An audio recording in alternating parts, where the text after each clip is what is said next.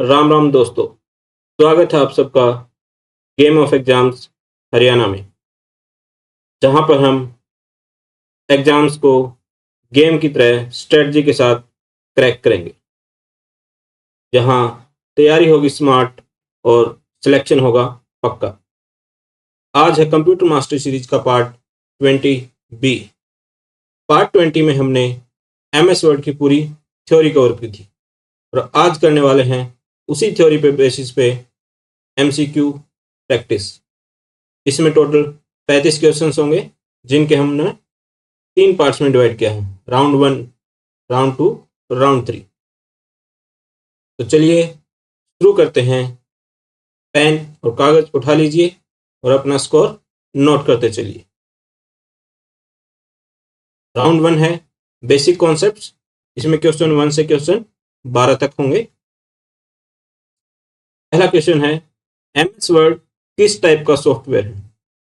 क्या ये spreadsheet software है, या प्रेजेंटेशन सॉफ्टवेयर है, या वर्ड प्रोसेसिंग सॉफ्टवेयर, या फिर डेटाबेस सॉफ्टवेयर? स्प्रेडशीट वाला जो सॉफ्टवेयर होता है वो एक्सेल होता है। कौन सा होता है? एक्सेल। प्रेजेंटेशन हमने पूरा था पावर पॉइंट होता है।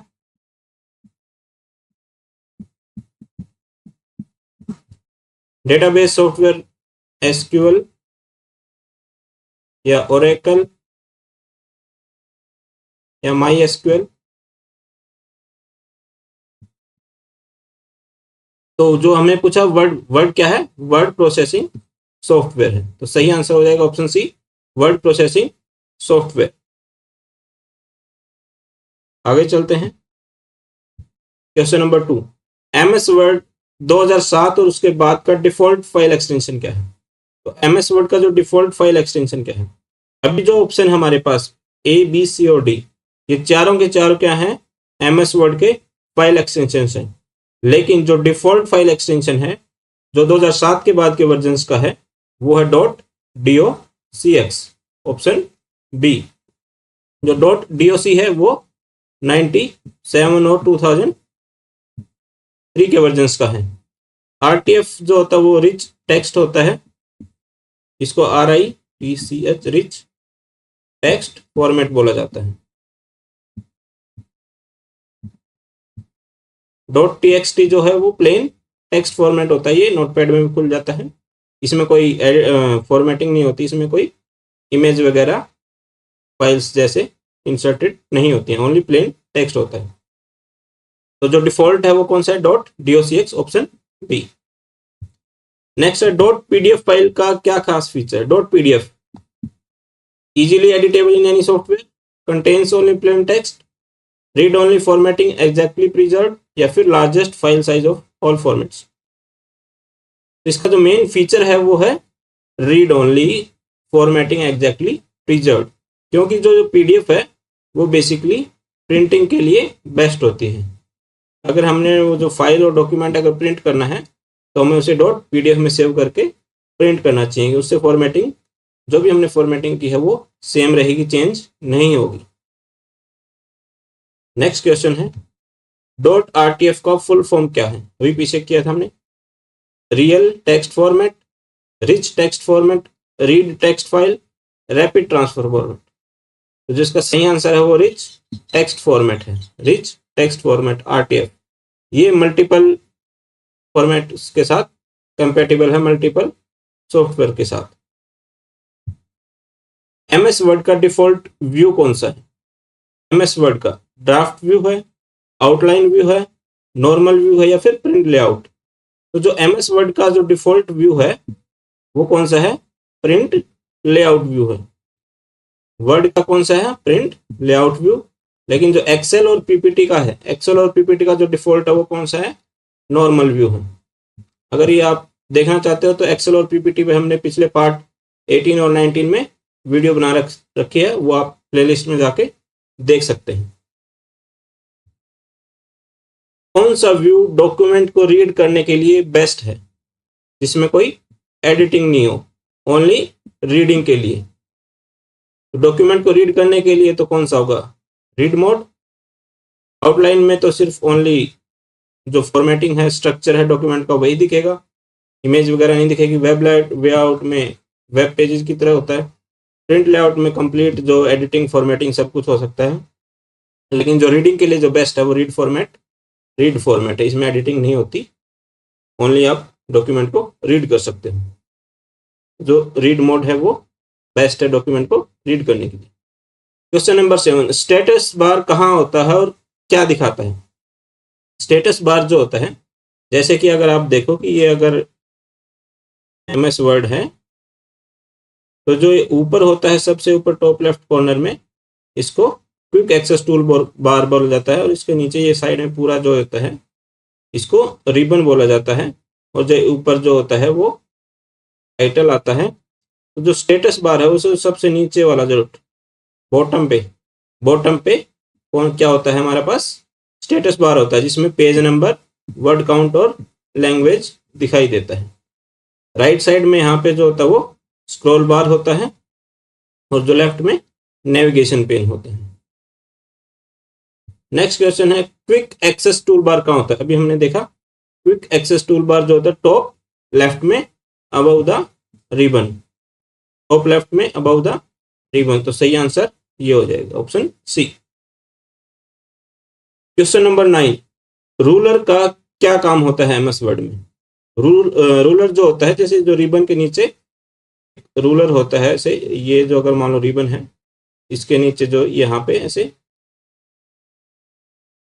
स्केल और रूलर होता है, ये जो होता है मार्जिन्स, टैब्स और इंडेंटेशन सेट करने के लिए। अगर पेज मार्जिन आपको सेट करना है तो आप यहाँ से सेट कर सकते हैं कि लेफ्ट से इतना स्पेस होगा और राइट से इतना स्पेस होगा, इसी के बीच में डॉक्यूमेंट आएगा। या फिर इंडेंटेशन सेट कर सकते हैं किसी पैराग्राफ को, कहाँ से स्टार्ट करना है, इधर से स्टार्ट करना है वो, और टैब से ऐसे आगे स्पेस देते चलना। तो ऑप्शन बी, मार्जिन, टैब्स और इंडेंटेशन सेट करने के लिए रूलर काम आता है। नेक्स्ट है, पोर्ट्रेट और लैंडस्केप ओरिएंटेशन में क्या फर्क है? पोर्ट्रेट जो होता है वो वर्टिकल फॉर्मेट होता है, पेज किस में होता है? वर्टिकल होता है।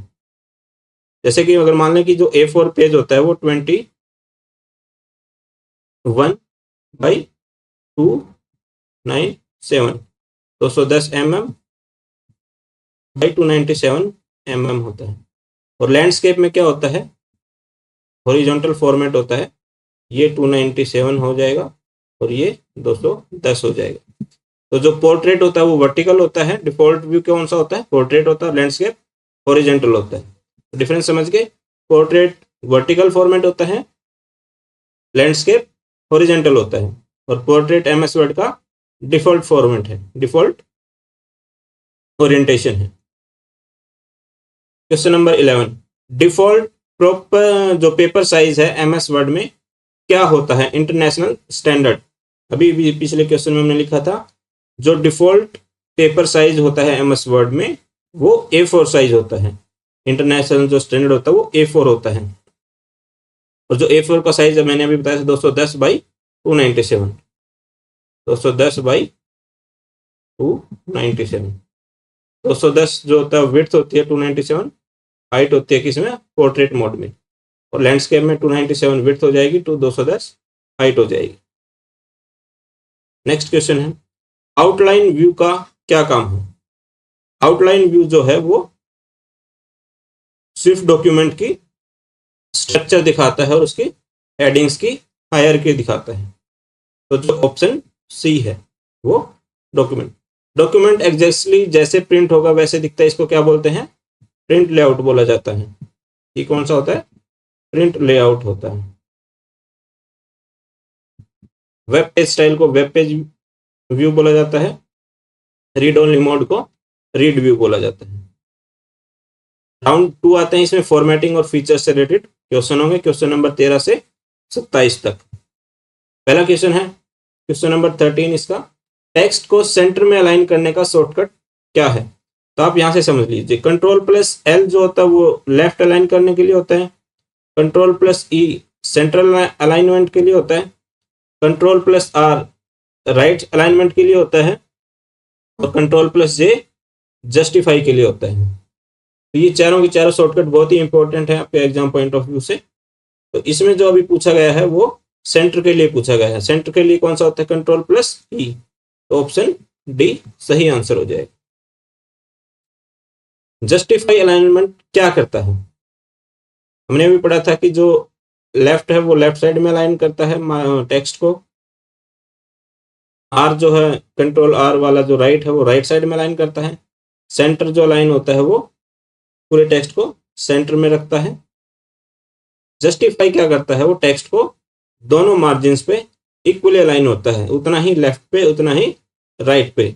तो जो अगर आप देखोगे ये पेज अगर है ऐसे, तो ये ऐसे इसके पूरे बीच में हर टेक्स्ट यहाँ से स्टार्ट होगा इधर खत्म होगा, यहाँ से स्टार्ट होगा इधर खत्म होगा।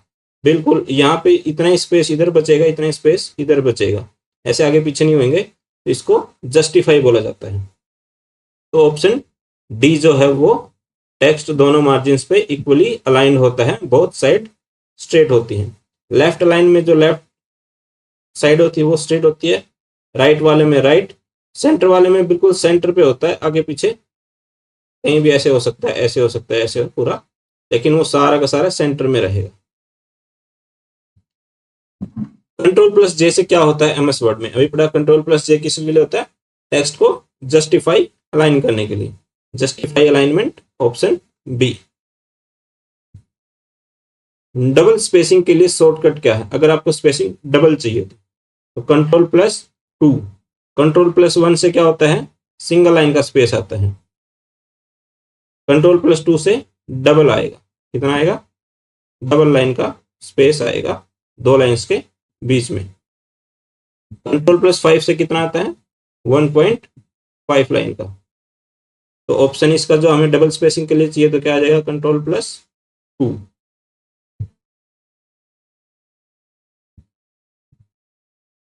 शिफ्ट प्लस F3 शॉर्टकट से क्या होता है? Shift plus F3, shift plus F3 spell check start होता है, टेक्स्ट केस चेंज होता है अपर या लोअर, फाइंड डायलॉग खुलता है या डॉक्यूमेंट सेव होता है।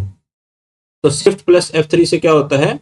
टेक्स्ट केस चेंज होता है, टेक्स्ट अपर केस या लोअर केस में चेंज हो जाता है, यानी कि कैपिटल या फिर स्मॉल लेटर्स हो जाते हैं।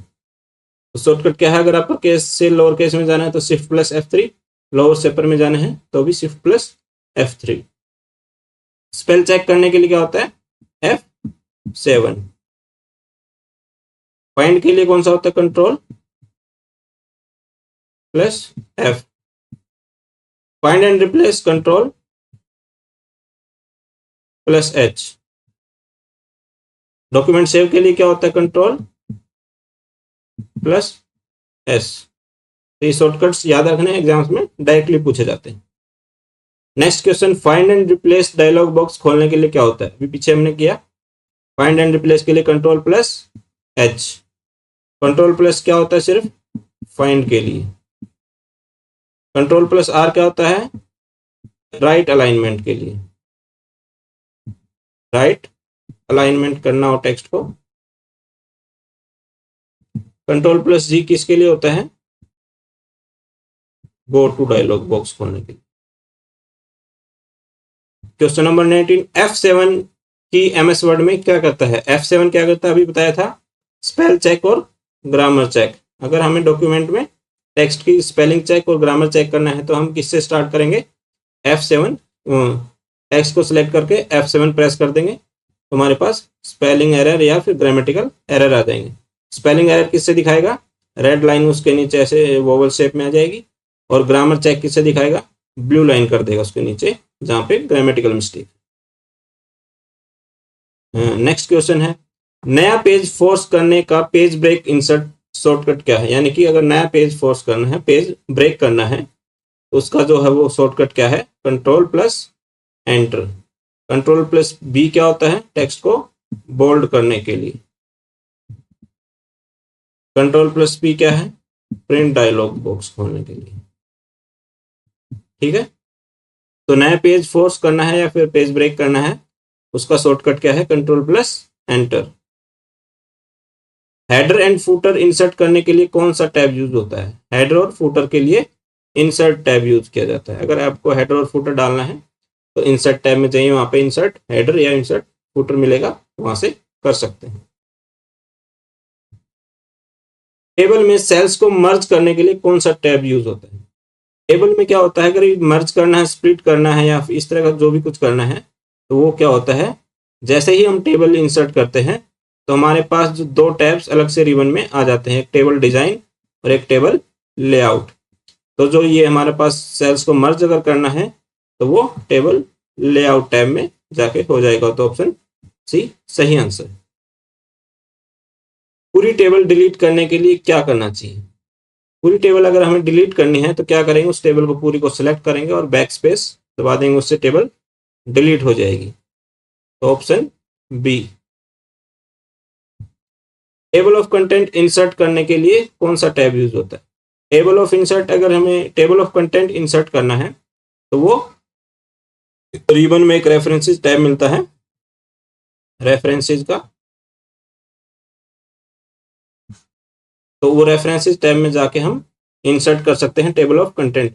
टेबल ऑफ कंटेंट वहां पे जैसे इंसर्ट करेंगे ऑटोमेटिकली जनरेट हो जाता है, अगर हमने स्टाइल्स में जाके पूरी फॉर्मेटिंग हेडिंग्स के उसमें कर रखी है, हेडिंग 1 हेडिंग 2 प्रॉपर डिफाइन कर रखे हैं, तो वो जैसे ही वहां पे क्लिक करेंगे इंसर्ट हो जाएगी। अगर उसको अपडेट करना है वापिस से रेफरेंस टैब में जाएंगे, टेबल ऑफ कंटेंट पे राइट क्लिक करके अपडेट फील्ड कर देंगे तो वो दोबारा से अपडेट हो जाती है table of contents.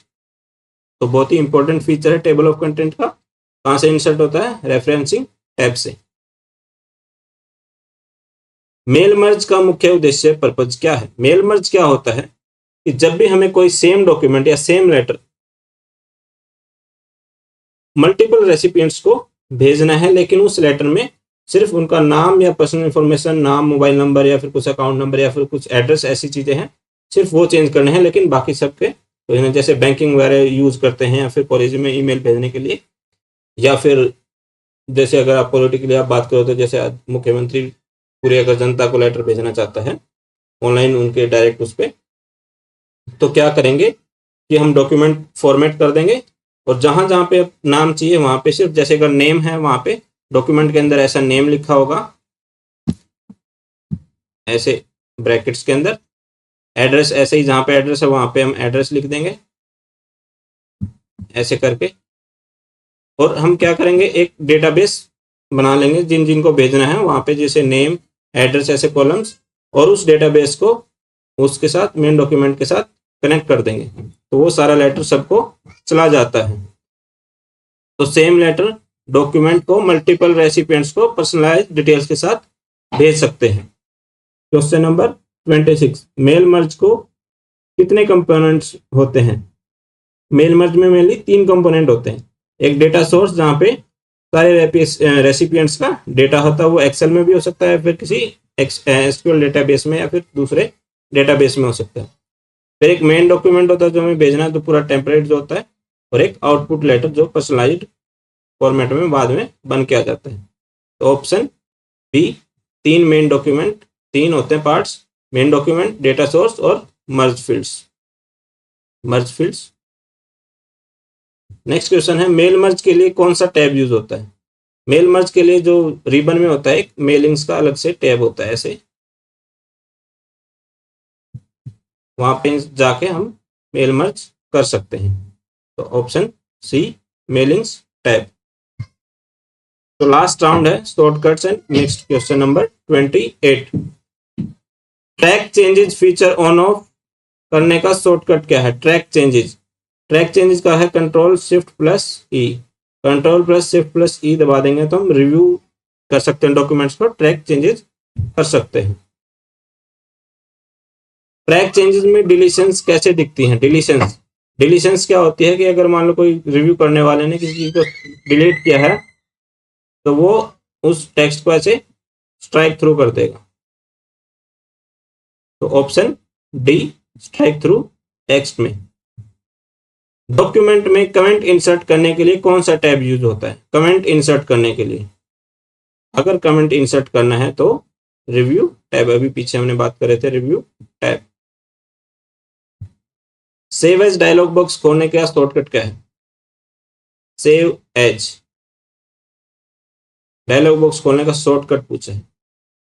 Control plus S से तो सिर्फ सेव होता है लेकिन सेव एज नहीं होता। तो सेव एज का क्या है, F12 अगर हम प्रेस कर देते हैं तो डॉक्यूमेंट का सेव एज डायलॉग बॉक्स खुल जाता है। सेव एज में होता क्या है, सेव एज में डॉक्यूमेंट का नाम चेंज कर सकते हैं कि सेव एज, और फाइल फॉर्मेट किस में चेंज करनी है। कंट्रोल प्लस एस से तो सिर्फ ओनली सेव होगा, जो हमने एडिटिंग या फॉर्मेटिंग जो भी चेंज किया वो सिर्फ सेव होंगे उसी सेम डॉक्यूमेंट में। लेकिन अगर हमें डॉक्यूमेंट का नाम चेंज करना है, किसी दूसरे डॉक्यूमेंट में सेव करना है, फिर फाइल फॉर्मेट चेंज करना है, जैसे .pdf में चेंज करना है पीडीएफ, तो वो सेव एज से होता है। तो उसका शॉर्टकट क्या है, F12। Question number 32, control plus A से क्या होता है, कंट्रोल ए ये क्या होता है, पूरे अगर पूरा का पूरा जो भी टेक्स्ट है डॉक्यूमेंट में सारा सिलेक्ट करना है तो वो कंट्रोल ए से हो जाएगा। सिलेक्शन के लिए यूज होता है, select all text in the document. अगर कॉपी करना पूरा तो क्या करेंगे, control A plus control C करते हो जाएगा। 33, कंट्रोल प्लस होम और कंट्रोल प्लस एंड से क्या होता है। कंट्रोल प्लस होम अगर प्रेस करते हैं तो हम डॉक्यूमेंट के स्टार्टिंग में पहुंच जाते हैं, और कंट्रोल प्लस एंड से हम डॉक्यूमेंट के लास्ट में पहुंच जाते हैं। तो सही आंसर है ऑप्शन बी, डॉक्यूमेंट के स्टार्ट में जाता है कंट्रोल प्लस होम से, और डॉक्यूमेंट के एंड में जाता है कंट्रोल प्लस एंड से। स्पेल चेक करने पर रेड स्क्विगली अंडरलाइन और ब्लू स्क्विगली अंडरलाइन का क्या मतलब होता है। रेड का मतलब होता है कि जो स्पेलिंग मिस्टेक है, और ब्लू का मतलब क्या होता है कि ग्रामेटिकल मिस्टेक है। Red spelling mistake, blue grammar issue, option B. Last question है question number 35, protect document feature. Protect document feature यानी कि रिस्ट्रिक्टेड एडिटिंग कहाँ मिलती है, तो ये रिव्यू टैब में जाके रिस्ट्रिक्ट एडिटिंग हो जाता है।